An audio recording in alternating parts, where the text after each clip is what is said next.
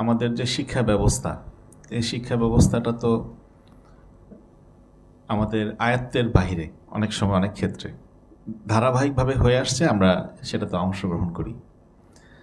তো বর্তমান যে শিক্ষা ব্যবস্থা, এখানে দুইটা ধারা মৌলিকভাবে পার্থক্য করলে, একটা হলো সাধারণ শিক্ষা, যেটা আমরা স্কুলিং বলি, আর একটা মাদ্রাসা শিক্ষা, সেটার ভিতরে শাখা আছে। তো এখন সাধারণ শিক্ষা, যেটা জেনারেল এডুকেশন, সেখানে অংশগ্রহণের হার কত, আর মাদ্রাসা শিক্ষায় অংশগ্রহণের হার কত? যে স্যার যেটা বললেন যে 20-22 লাখ আমরা মাদ্রাসার ছাত্র জানি, এর বিপরীতে 4.5 কোটি বা এর কাছাকাছি সংখ্যা জেনারেল এডুকেশনে নিয়োজিত আছে। আরও সহজ করে বলেন, 100 জন বাচ্চা যদি হয়, এই দেশের জনগণের পরিবার থেকে সন্তানরা আসে, তার মধ্যে শতকরা 94 ভাগ, 93-94 ভাগ, কোনো কোনো ক্ষেত্রে 95 ভাগ স্কুলে যায়, আর শতকরা 5 ভাগ, কখনো কখনো 6 হয়, 7 হয়, এর বেশি সাধারণত গণনা করে পাওয়া যায় না, যারা মাদ্রাসায় আসে। তাহলে 95 ভাগ মুসলমানের সন্তান যেই প্রতিষ্ঠানে যায়, যেখানে গিয়ে শিক্ষা গ্রহণ করে, জীবন গড়ে, যার মাধ্যমে আয় উপার্জনের কথা চিন্তা করে, জীবনের পরিচিতি, সামাজিক স্বীকৃতি, হয় না এরকম যে ডাক্তার, তার একটা পরিচয় আছে, ইঞ্জিনিয়ারের একটা পরিচয় আছে, এই সম্পূর্ণ নকশাটা সে এভাবে পায়। তো এই লোকগুলোর কাছে যে শিক্ষা ব্যবস্থা, যে যে যে বাচ্চারা বড় হচ্ছে, সেখানকার আউটপুট কি, সিস্টেমটা কি? তো একটা দেশ যখন স্বাধীন হয়, জাতি রাষ্ট্র গঠন হয়, তখন সংবিধান তৈরি হয়। তো সংবিধানের মধ্যে এই জাতির মূলনীতি লেখা থাকে, যে দর্শন কি, চিন্তা কি। তা আমাদের মতো মুসলমান দেশেও লেখা আছে ধর্মনিরপেক্ষতা, এটা মূলনীতি, সেকুলারিজম, ধর্মনিরপেক্ষতা। নিরপেক্ষতার আদলে আসলে এখানে অনেক নেগেটিভ জিনিস আছে, যেটা চলমান, সেটাতে বাধ্য হয়ে সবাইকে পড়তে হয়।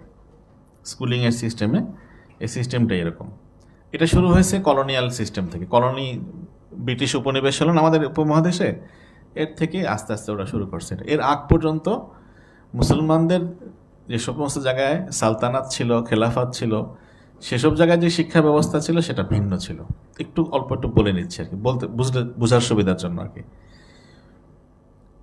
যেমন ধরেন আল খাওয়ারিজম, একটা জায়গার নাম, ওখানকার একজনের নাম হলো আল খাওয়ারিজমি।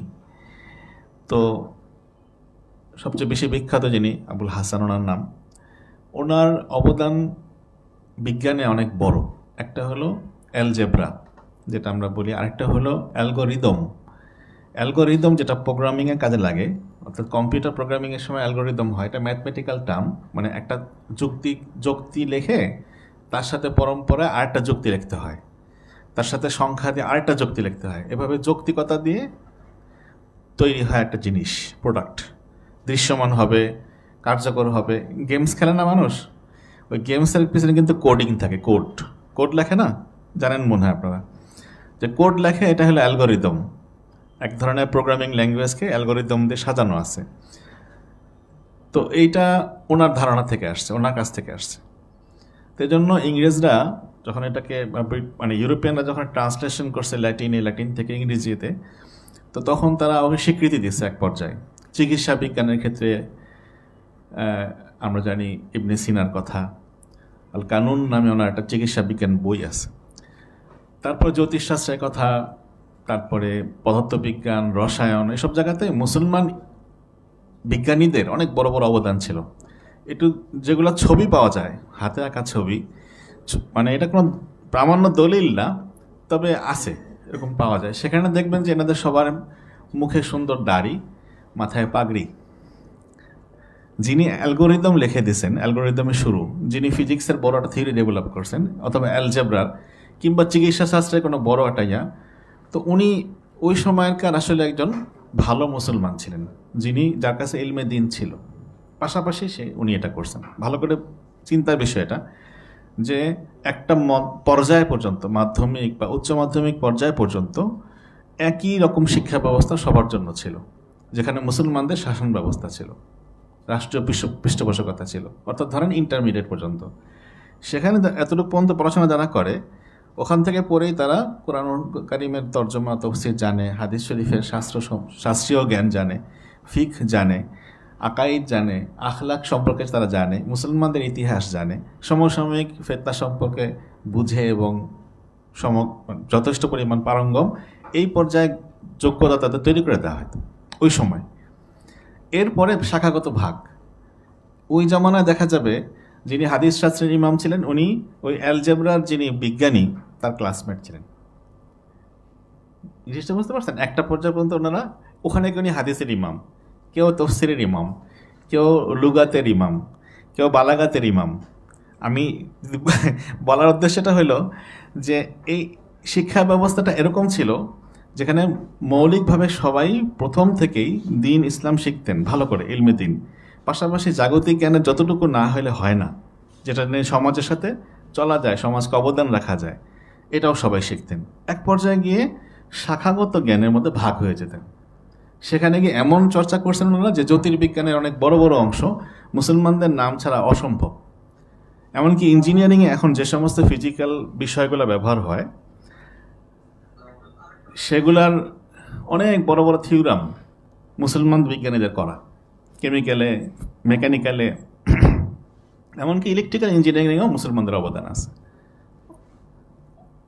তো এটা আমাদের তখনকার চালিকা শক্তি ছিল। যখন মুসলমানরা একটা সুন্দর শিক্ষা ব্যবস্থার মধ্যে ছিল, তখন জাতিগতভাবে মুসলমান পৃথিবীর মানে ওই সভ্যতার মধ্যে বড় একটা নেতৃত্বস্থানীয় অবস্থানে ছিল।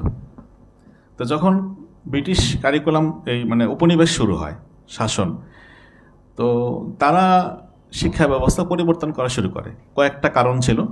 একটা হলো তারা তাদের উপনিবেশ টিকায় রাখতে চায়, এমন লোক তৈরি করতে চায় যারা ওদের অনুসরণ অনুকরণ করবে। দ্বিতীয় ব্যবস্থাটা হলো যে ধর্মবিহীন শিক্ষা ব্যবস্থা। কারণ ওরা ক্রিশ্চিয়ানিটি যেটা ইউরোপে ফলো করতো, ক্রিশ্চিয়ানিটির মধ্যে প্রবলেম হলো কি যে চার্চ সব কিছু কন্ট্রোল করতে চাইতো। এক তো হলো আসমানি কিতাবকে মানুষ হাত লাগায় নষ্ট করছে, এটা জানেন তো না? ওল্ড টেস্টামেন্ট আর নিউ টেস্টামেন্ট, বাইবেলের দুইটা অংশ, একাধিক অংশ আছে, মানুষের লেখা অংশ। তো ওরা নিয়ন্ত্রণ করতে চাইতো। ওইটার সাথে ওরা রাজা আর পোপের ফাইট হয়েছে, এজন্য ওরা ডার্ক এজ বলে। মধ্যবর্তী ইউরোপের একটা বড় সময় চলে গেছে দ্বন্দ্ব, জমিদার, সামন্ত, তারপরে আপনার পোপ আর কিং, এদের মধ্যে ফাইটিং। তো ওই সময় মুসলমানরা গ্রানাডা, স্পেনে মুসলমানরা অনেক অবদান, জ্ঞান চর্চা করছেন, শীর্ষে ছিলেন।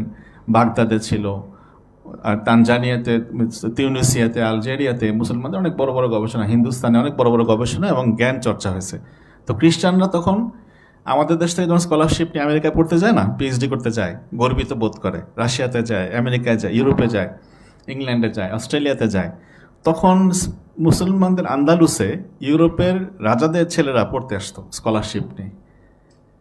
এটা সত্য কথা, এটা ইতিহাসে লেখা। তো কলোনিয়াল রুল যেটা হয়েছে, ওরা করছে কি, যেহেতু ক্রিশ্চিয়ানিটিটা দিয়ে চলে না, এর জন্য বলছে ধর্মবিহীন সেকুলার সিস্টেমে এডুকেশন হবে। আর ওরা চাইছে ওর কলোনি টিকে থাকবে, এমন লোক তৈরি হবে যারা আমাদের স্ট্যান্ডার্ডে, আমাদের বানানো নিয়মের অধীন এবং মোহগ্রস্ত অথবা বোকাপেক্ষী থাকবে। তো ওরা চলে গেছে, আন্দোলন হয়েছে, কলোনি থেকে সাধারণভাবে এই জাতি রাষ্ট্রগুলো মুক্ত হয়েছে, কিন্তু তারা ওই কলোনিয়াল এডুকেশন সিস্টেমকে চেঞ্জ করতে পারে নাই, কেউ না। তা বিশেষ করে মুসলমানদের জন্য একটা আফসোসের বিষয়, আমাদের যেটা হারানো ঐতিহ্য ছিল, আমাদের উচিত ছিল প্রথমেই সেটাকে এস্টাবলিশ করা, কিন্তু না পারাতে তখন আমাদের জন্য সংরক্ষণবাদী নীতিতে যাওয়া লাগছে। আমাদের বড়রা যেটা করছেন, দারুল উলুম দেওবন্দের যে আন্দোলন, এটা হলো নিজেদেরকে টিকায় রাখার বিশাল বড় একটা আন্দোলন। আর পাশাপাশি যেটা দরকার সেটা হলো যে যখন স্বাধীন হয়ে গেছে মুসলমানদের দেশ, পাকিস্তান হয়েছে, বাংলাদেশ হয়েছে, এসব বিশেষ করে এসব জায়গাতে আরও বেশি অগ্রগতি করা, যাতে করে সমাজের বাকি অংশের সাথে এলেমওয়ালা মানুষের সম্পর্ক হয়ে যায়। এটা নিয়ে আলোচনা হবে সামনে। আমি দ্বিতীয় প্রসঙ্গে আসতেছি আমার আলোচনা, এরপরে আমার ভূমিকা শেষ, বাকি কথা আরেকজন বলবেন ইনশাল্লাহ। ফিলিপাইনের মিন্দানাও একটা দ্বীপ আছে যেখানে মুসলমানদের অবস্থান খুব ভালো ছিল। অনেকে তুলনা করতো আফগানিস্তানের মুসলমানরা খুব মজবুত, আর ফিলিপাইনের মিন্দানাও দ্বীপেও সাহাবারা ওই দিক থেকে চীনে গেছেন, এই জন্য সেখানকার মুসলমানদের অবস্থান খুব মজবুত। তো ফিলিপাইনের ক্যাথলিক সরকার যেটা, ওরা এই মিন্দানাও মুসলিম দ্বীপকে দখল করতে চায়, অনেকবার শাসন করতে চাইছে, যুদ্ধ হয়েছে, ওরা স্বাধীনতা চাইছিল। আমেরিকান ট্রুপ এখানে নামছিল। ফিলিপাইনে 8টা সম্ভবত আমেরিকান ঘাঁটি আছে, এটা থেকে শুরু হয়েছে ওরা ঘাঁটি করা। তো মিন্দানাওতে মরো মুসলিম মুভমেন্ট MMM 80-র দশকে অনেক যুদ্ধ করছে, কেউ তাদের পরাজিত করতে পারতো না।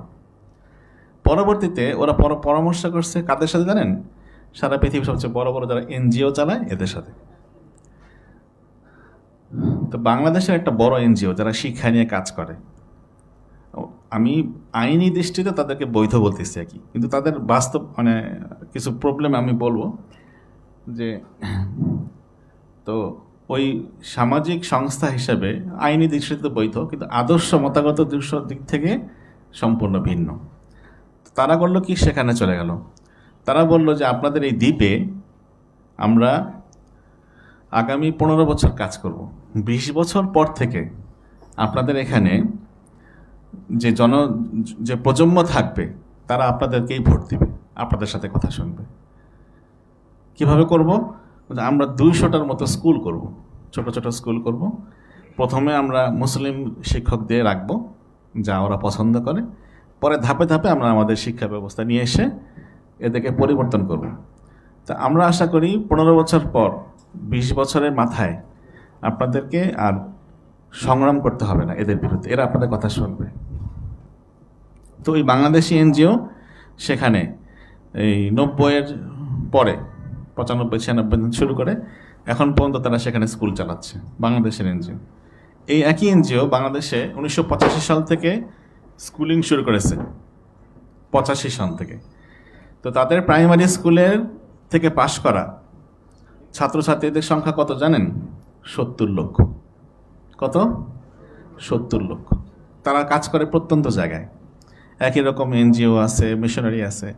তো প্রত্যেকটা প্রতিষ্ঠান সামাজিক সংস্থা খুলে সমাজসেবার নামে আসে, প্রথম কাজ হলো তারা একটা স্কুল খুলে। কারণ তারা জানে যে যদি একটা স্কুল খোলা যায় তাহলে একটা জেনারেশনের মেজাজ পরিবর্তন করে ফেলা যাবে। তো বাংলাদেশে সরকারি হিসাবে প্রাথমিক শিক্ষালয়ে পাঠরত শিক্ষার্থীর সংখ্যা 1,69,00,000। 1,69,00,000। আর এর মধ্যে অর্ধেক সরকারি হিসাবে ছেলে এবং মেয়ে। শিক্ষক শিক্ষার্থীর সংখ্যা হলো 38 লক্ষ। শিক্ষক শিক্ষিকা, এই শিক্ষিকার সংখ্যা হলো 65%, অর্থাৎ পুরুষদের চেয়ে মহিলা শিক্ষিকা গুরুত্ব সহকারে সেখানে নেওয়া হয়েছে। এটা একটা প্ল্যান। তো এখন আমাদের জন্য করণীয় কি? যারা স্যার একটা কথা বলছেন সংক্ষেপে, যারা সামর্থ্যবান, অর্থাৎ এটা অভিজ্ঞতাও একটা সামর্থ্য, জ্ঞান একটা সামর্থ্য, আর্থিক সামর্থ্য একটা সামর্থ্য, যদি আমরা প্রাইমারি সাবস্টিটিউটে কিন্ডারগার্টেন ইসলামিক স্কুল তৈরি করতে পারি তাহলে এটা অনেক বড় একটা খেদমতের ময়দান। অসংখ্য বাচ্চা এখানে, আমাদের এখনকার কালচার যেটা, সরকারি স্কুলের শিক্ষক শিক্ষিকারা তাদের বাচ্চাকে পাশের কিন্ডারগার্টেন স্কুলে ভর্তি করে দেয়। কেন? সরকারি স্কুলের চেয়ে কিন্ডারগার্টেন স্কুলে পড়াশোনার মান ভালো। তো এইটা হলো মানে চাহিদা। আর এত বেশি মানে চাহিদা কল্পনা করা যায় না, কিন্তু এর জন্য দরকার হলো প্রথম থেকেই প্রস্তুত হওয়া, আগে অভিজ্ঞতা অর্জন করা, তারপর নিয়মকানুনগুলো বোঝা, এরপরে আর্থিক সামর্থ্য সংগ্রহ করা, যে অঞ্চলে হবে সে অঞ্চলের চাহিদা বুঝে সেইভাবে প্রস্তুত করা। এখন আমি আমার কথাটা শেষ পয়েন্টে আসলাম, মূল কথাটা যেটা এটা হলো যে আমাদের খেদমত একটা বড় ময়দান। দুইভাবে হতে পারে, একটা নিজেরা স্কুল প্রতিষ্ঠা করা, আর একটা হলো যে স্কুলে ঢুকে পড়া, ঢুকে খেদমত করা। তো দারুল উলুম দেওবন্দের বর্তমানে যে মজলিসে শুরা যে জামাত আছে, সেখানকার একজন সদস্য মুফতি শফিক সাহেব বেঙ্গালুর, তো উনি আমাকে নিজে বলছেন যে আমাদের দিলের চাহিদা হলো এরকম যে ধরেন 25,000 ছাত্রছাত্রী বাংলাদেশে দাওরায়ে হাদিস ফারেক হচ্ছে প্রতি বছর, 24-25-26,000। এই 25-26,000 স্টুডেন্টের যারা গ্র্যাজুয়েশন শেষ করতেছে, দাওরায়ে হাদিস শেষ করতেছে, এদের সবার কর্মক্ষেত্র কি নির্ধারিত যে মসজিদে? তা কিন্তু না। এর মধ্যে বড় একটা অংশকে নতুন করে কর্মক্ষেত্রে খুঁজে কাজ করতে হয়। তো মুফতি শফিক সাহেব আমাকে বলতেছিলেন যে তোমাদের উচিত এমন একটা সিস্টেম ডেভেলপ করা যাতে কওমি মাদ্রাসা থেকে ফারেক ছাত্ররাও স্কুলে, বেসরকারি স্কুলে, যেন সরকারি স্কুলে ডিগ্রি নিয়ে ঝামেলা আছে, আপনি ম্যাট্রিক পাস করছেন কিনা, ইন্টার করেছেন কিনা, ডিগ্রি অনার্স করেছেন কিনা, মাস্টার্স করেছেন কিনা, এই ধারাবাহিকতা আপনি না করলে আপনাকে নিবে না। এটা এই নিয়ে চলতে থাকবে, এটা সময় লাগবে। কিন্তু বেসরকারি স্কুল যেগুলো, কিন্ডারগার্টেন স্কুল, প্রাইমারি স্কুল বিশেষ করে, তাদের জন্য এইটা কোনো বড় বাধা না, তারা যোগ্যতা দেখে লোক নেয়। এখন যদি এমন হয় যে একজন কওমি মাদ্রাসার ফারেক ছাত্র, সে আরবি তো পড়াতে পারেই, স্কুলের বাচ্চাদের মেজাজ অনুযায়ী, সময় অনুযায়ী অল্প সময় পড়া ধরায় দেওয়া, কোরআন শরীফ এবং আরবি পড়ার ক্ষেত্রে করোনার পর থেকে এটা চাহিদা অনেক বেশি, প্রায় স্কুলই চাচ্ছে এটা। তো সেটার জন্য সে দক্ষতার জন্য প্রশিক্ষণ নিয়ে নিতে পারে, সেটা সে পড়াতে পারবেই। এর পাশাপাশি যদি ইনি একই সাথে বাংলা, ইংলিশ, অঙ্ক পড়াতে পারেন, কিছু আইটির জ্ঞান থাকে, যেটা সাথী সাহেব বলছিলেন কথা শুরুতে, তাহলে এই লোকটাকে তারা অবশ্যই নেবে। এখন স্কুলটা হয়তো ইসলামিক স্কুল না, হতে পারে এরকম। একটা তো নিজেরা প্রতিষ্ঠা করা, নিজেদের নিয়ন্ত্রণে রাখা, এটা তো প্রতিষ্ঠা করার জন্য নিয়মকানুন আছে, আর্থিক সামর্থ্য দরকার। আরেকটা হলো যে আপনারা যারা ছাত্র, আপনাদেরকে দেখে কথাটা বললাম আর কি, তাদের জন্য এটাও একটা কর্মক্ষেত্র। কর্মক্ষেত্র বলতে সামাজিক সেবা ক্ষেত্র। এখানে অসংখ্য আমাদের প্রায় যত কিন্ডারগার্টেন স্কুল আছে আপনারা যাবেন, গিয়ে দেখবেন যে ওখানে কারা পড়ায়, অধিকাংশ পুরুষ যারা, তারা ডিগ্রি পাস করছে অথবা ইন্টারমিডিয়েট পাস, অনার্স মাস্টার্স করার লোক কম, কারণ তারা এর চেয়ে বড় জবে চলে যায়। এটা ঠেকার কাম হিসাবে ওরা করতেছে, বিপদগ্রস্ত হয়ে করতেছে, এমন অবস্থা। তো এখানে যদি যোগ্য লোক যান, যিনি পড়াশোনায় সততার সাথে পড়ছেন, আন্তরিকতার সাথে কাজ করেন, তাহলে এই প্রতিষ্ঠানগুলো ওনাকে বাদ দেবে না, না করতে পারবে না। এর মাধ্যমে ওই সোসাইটিতে, ওই সমাজে সে দাওয়াতে একটা বড় মজমা বা বড় একটা মহল পেয়ে যাবে। তো আল্লাহ তাআলা আমাদের সবাইকে তৌফিক দেন। খেদমতের অনেক মওকা আছে সামনে, এজন্য যদি আমরা প্রস্তুতি নেই তাহলে এটা কাজে লাগাতে পারবো। শেষ কথা, আমি জেনারেল এডুকেশনে পড়াশোনা করেছি, মাদ্রাসায় পড়ি নাই, নিয়ম মাফিক পড়ি নাই, আগ্রহে এখন যাওয়া আসা করি বয়সকালে টুকটাক। তো আমি যখন একটা বিদেশি স্কুলে শিক্ষক ছিলাম আবুধাবিতে, সেখানে একদিন আমাকে প্রিন্সিপাল, আজ থেকে প্রায় 18-20 বছর আগে, বা 15 বছরের বেশি হবে আর কি অ্যাপ্রক্সিমেটলি, তো প্রিন্সিপাল উনি আমাকে বললেন যে ক্লাসে গিয়ে আপনি জুনিয়র সেকশন দেখেন। আমি কলেজ সেকশন দেখতাম আগে, এখানে গ্র্যাজুয়েশন লেভেলে ক্লাস নিয়েছি, ওখানে গিয়ে কলেজের ক্লাস নিতাম। তখন বললেন যে প্রাইমারিতে একদিন যান আর বাচ্চাদেরকে একটু ভালো কথা বলেন, নৈতিক এথিক্যাল ডিসকাশন হোক।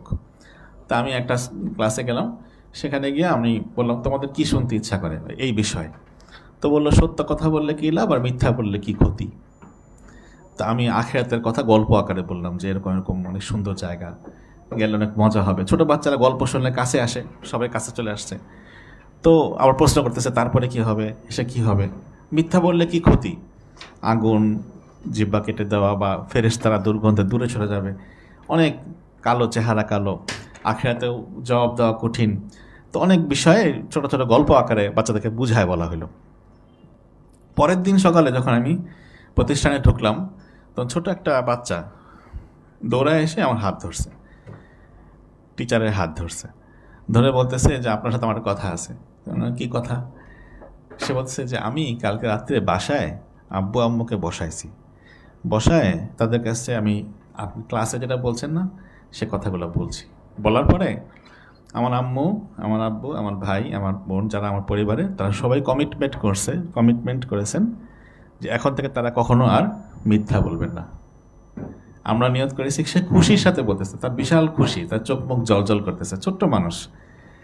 এটা আমার জীবনে একটা বড় পরিবর্তনের সূচনা করে, ধাক্কা দিছে আমাকে, যে আমরা যদি চেষ্টা করি তাহলে অবশ্যই আল্লাহ তাআলা করেন একটা প্রজন্ম পরিবর্তন হবে। সবার নিয়ত আছে না ইনশাআল্লাহ? কেউ যদি সরাসরি ইসলামিক স্কুলে জড়িত হই ভালো, আলহামদুলিল্লাহ। যদি না হই সহযোগিতা করব। আমার ধারণাটা স্পষ্ট থাকা চাই, কনফ্লিক্টিং না, এটার মধ্যে কোনো বিবাদ বিসম্বাদ নাই। এই মানুষগুলো আমাদেরই সমাজের অংশ, পরিবারের অংশ, এরা আল্লাহর বান্দা, নবীর উম্মত, এদেরকে বাঁচানোর দায়িত্ব আমাদের। আমি যখন যদি কোনো সাধারণ মানুষকে কোনো ভালো কথা পৌঁছাইতে চাই, দাওয়াত দিতে চাই, তাহলে যে বোঝানো কঠিন। আর যখন শিক্ষা প্রতিষ্ঠানে বাচ্চাগুলো আসে তখন সে মুখাপেক্ষী হয়ে আসে। সে আমার কথা এমনিতে একসাথে 50 জন কথা শুনতেছে, 30 জন কথা শুনতেছে। এটা এত সহজ বিষয় না। তো এটাকে যদি আমরা কাজে লাগাই তাহলে আল্লাহ তাআলা চান আমাদের পুরো সোসাইটি একসময় পরিবর্তন হয়ে যাবে। আল্লাহ আমাদের সবাইকে তৌফিক দান করেন। ইসলামিক স্কুল সম্পর্কে কিছু টেকনিক্যাল কথা, অর্থাৎ বিষয়ভিত্তিক কথা সৈয়দ আখতারুজ্জামান সাহেব সংক্ষেপে বলবেন, আর প্রশ্ন করলে উত্তর দেবেন ইনশাআল্লাহ।